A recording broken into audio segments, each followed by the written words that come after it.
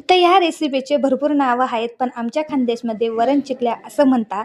तर चला वरण चिकल्या कशा बनवायच्या त्याची रेसिपी तुमच्यासोबत शेअर करते. तर मी ते तूर डाळ जरा जास्त घेतलेली आहे आणि मूग डाळ कमी घेतलेली आहे. हे दोघं 2-3 पाण्याने धुवून घेतले व्यवस्थित आणि सिंपल मी कुकरचं झाकण लावून घेतलं. शिट्ट्या होत आहे तोपर्यंत कणिक मळून घेऊ म्हटलं.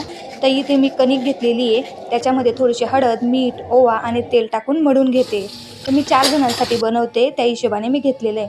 नंतर इथे 2 प्रकारच्या मिरच्या घेतल्या आहे, टोमॅटो, लसूण घेतलेले आहे. त्यानंतर जिरं, लसूण, मोहरी, कढीपत्ता वगैरे हे सर्व टाकून मी फोडणी तयार करून घेते. त्याच्यामध्ये हळद, मीठ, असं थोडंसं तिखट ह्या असं प्रकार टाकून घेतलं आणि डाळ चांगली व्यवस्थित मिक्स करून त्याच्यात टाकून दिली.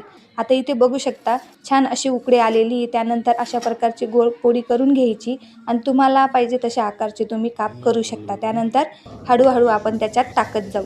त्यानंतर एका साईडला गरम पाणी पण ठेवायचं. जसं गरम पाणी लागेल तसं गरम पाणी टाकत जायचं.